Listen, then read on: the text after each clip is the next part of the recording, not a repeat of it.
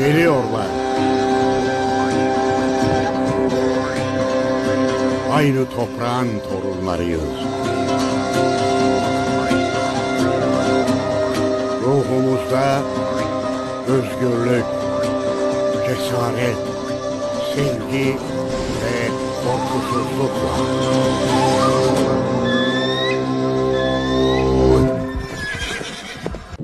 Ben Büyük Türk Hun İmparatorluğu Başbuğu Atilla.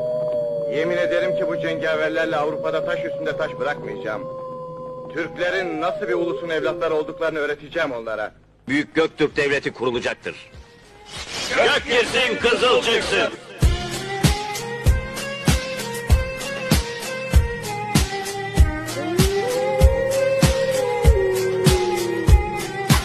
Biz kimiz? Biz Tanrı'nın öfke ile gökte yarattığı dünyayı tekrar düzene sokması için yolladığı milletiz. Turanız, Hunlarız, Türkleriz. Nereden gelip ne olduğumuzu bilmeliyiz. Atalarımız ile hep övünmeliyiz. Savaştan korkmayan, ölümlerle eğlenen yüce bir ırkın neferleriyiz. Savaşı sanat haline getiren, düşmanlarına diz çöktüren, Acun'a askerliği öğreten, kaybetmek nedir bilmeyen, Ulu Hakan Metehan soyundan gelen Hunlarız. Ölmek nedir bilmeyiz. Soluklanmak için Ergenekon'da yeniden güçleniriz biz. Tam yenildiler dediğiniz anda Bozkurt misali kafesi parçalar, bir gece ansızın geliriz. An olsun ki güneş, tuğumuz gök, çadırımız olacak.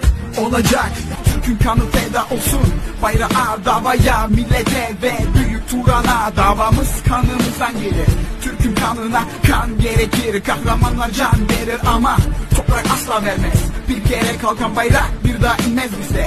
Tengrimiz mene, düşmanlarımızı iyi biliriz. Kafatasınızdan şarap içeceğiz biz. Elbet bir gün bekleyiniz, Türk'ün damarı kabardı mı kasırga gibi eser. Başbuğ Kemal bize tekrar uyandı, avun kokusunu almaya başladık. Herkese Türk'ün var olduğunu yeniden duyuracağız. Türk'ü gençlik geliyor, hazırlanınız. Madem ki Türksün, göster ki ürksün. Sürünsün Türkiye kefen biçmeye çalışanlar, ulan lavuklar. Şımarmayın sakın, bundan kalbinizi yıkarız. Biz artık susmayacağız. Madem ki Türksün, göster ki ürksün. Sürünsün Türkiye kefen biçmeye çalışanlar, ulan lavuklar. Şımarmayın sakın, bundan kalbinizi yıkarız. Biz artık susmayacağız. Deniz kadar derin dağ gibi yüce kartal pençesi, Bozkurt bakışlı Türk derler bu millete. Orta Asya steplerinde doğup büyümüş, her kıtada at koşturmuş, tüm cihana düşmana diz çöktürmüş. Sanmayın ki biz öldük, sadece dinlendik. İsyan bayrağını çekip tekrar dalgalandırma vakti. Ya istiklal ya ölüm, bütün Türkler bir ordu.